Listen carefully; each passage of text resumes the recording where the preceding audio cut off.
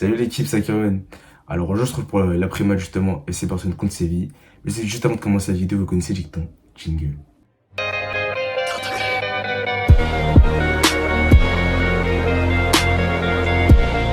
Más precioso del fútbol es tener el balón.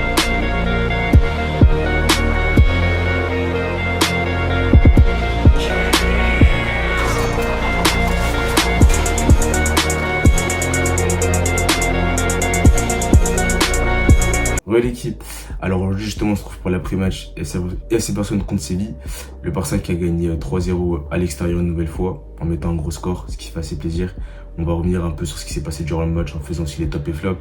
La vidéo ne sera pas très longue parce qu'il est assez tard quand même, donc vous savez déjà. Alors le Barça qui a gagné, qui a quand même maîtrisé son sujet. Alors j'ai pas trop été fan aujourd'hui de l'animation parce que j'ai trouvé que au milieu de terrain on n'est pas forcément le contrôle qu'il fallait et qu'on devait justement plus être j'irais plus tenir le ballon au milieu de terrain. Malheureusement, on n'a pas su le faire, notamment car Séville a mis l'intensité qu'il fallait. Mais il y a des joueurs que j'ai pas vraiment aimé ou qu'on n'a pas forcément vu. Je pense à Baldé qu'on n'a pas vu. C'est pas que je l'ai pas aimé, mais on l'a trouvé un peu invisible, mais qui quand même n'a pas pris l'eau, donc c'est à noter. Il y a aussi Pedri qu'on n'a pas, je sais pas, on l'a pas trop vu. Il est un peu invisible aussi, mais après c'est le jeu qui le demandait parce qu'on sait que Pedri, lorsqu'on n'a pas le ballon, bah en soi il ne peut plus trop se montrer. On sait que c'est sa principale qualité, c'est que la balle. Et là c'est assez compliqué. Par contre celui qui a su tirer son épingle du jeu au milieu de terrain, c'était Gavi, qui a fait un très bon match pour le coup. Il a su mettre l'impact physique, l'impact aussi dans son volume de jeu. Et j'ai trouvé qu'au milieu de terrain, il a vraiment fait un match vraiment très très intéressant pour le coup. Ensuite, Rafinha qui a fait un Rafinha qui, wow, vraiment, tu sens que l'acclimatation c'est pas son problème, hein. Il veut rien savoir.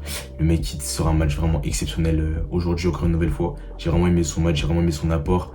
Il aurait pu finir avec un but, une passe D, mais en tout cas c'est déjà très bien. Et j'ai hâte de le voir encore, avoir la suite avec lui, voir ce qu'il va donner durant la Ligue des Champions parce que ça va être sa première LDC aussi, faut le noter.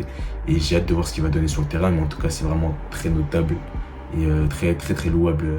C'est vraiment très notable et très louable de voir ce qu'il a proposé sur le terrain. Et franchement, j'ai hâte de voir la suite avec lui et j'espère qu'il va encore grandir. Lewandowski qui a encore marqué.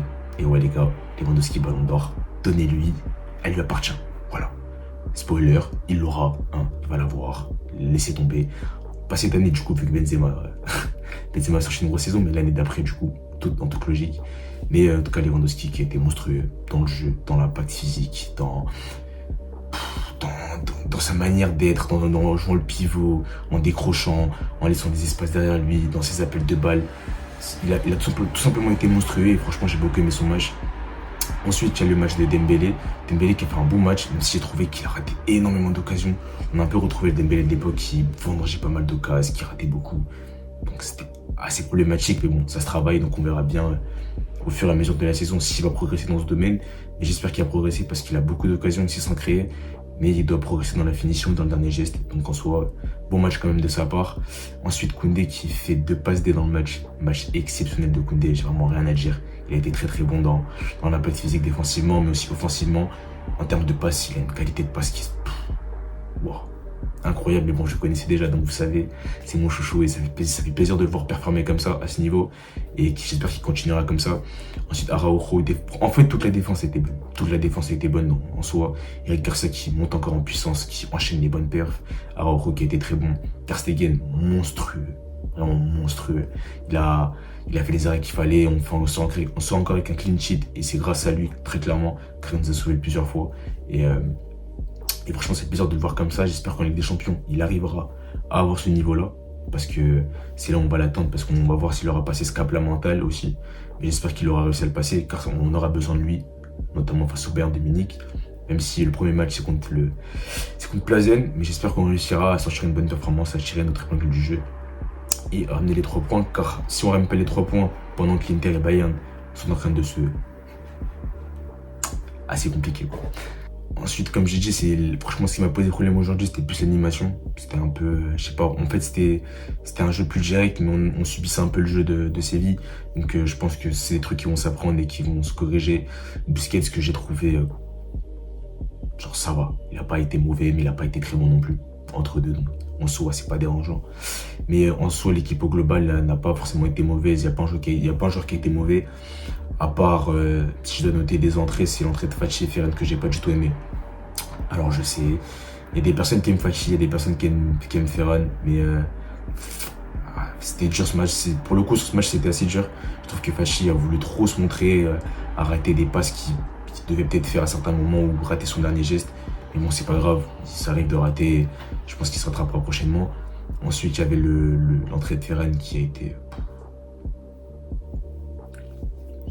En fait, le problème, c'est que on passe notre temps à le défendre et que en soi, c'est parce qu'il monte sur le terrain juste derrière en fait. Et le problème, c'est que Ferran doit se réveiller car sinon, il passera derrière dans la hiérarchie.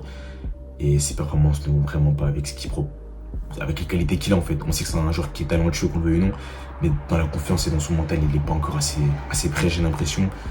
Donc j'espère qu'il va se réveiller. Ferran, vraiment, on compte sur toi. Je crois en toi, mais j'espère que je chercherai une bonne performance. Du coup, je vais vous donner mes tops et mes flops. Alors, dans mes tops, je mettrai Rafinha qui a sorti un excellent match, comme j'ai dit précédemment. Je mettrai Lewandowski, qui a été très très bon aujourd'hui. Vraiment, qui a fait un bon match. Il n'a pas été mauvais, il a fait un très bon match. Ensuite, il y a le match de. Allez, Ter Stegen qui a été excellent aussi, qui mérite d'être dans le top 3. Dans les flops, je mettrai à contre-cœur Pedri qui n'a pas été visible durant le match. Je mettrai Fachi et Ferran pour moi qui n'ont pas fait de bonne entrée. Je m'attendais à mieux, clairement. Et ils n'ont pas fait une bonne entrée, donc je les mettrai dans les flops. Il y a aussi Frenkie qui a fait une bonne entrée, j'ai trouvé, qui a été intéressant, qui s'est procuré des occasions et qui en a créé aussi. Donc pour la confiance, c'est bien pour lui. Et j'espère qu'il sera titulaire durant certains matchs, car c'est important pour le collectif et pour lui tout simplement. En tout cas, c'était la fin de la vidéo. N'hésitez pas à me dire dans les commentaires quels sont vos tops et vos flops. N'hésitez pas à me dire si vous avez préféré des joueurs à d'autres. Ça me fera plaisir de vous lire et de vous avoir dans les commentaires. On se retrouve dès mercredi pour une prochaine vidéo sur l'avant-match, premier avant-match de la chaîne surtout en plus, en Ligue des Champions. Et en tout cas, c'était Ackerman. Peace.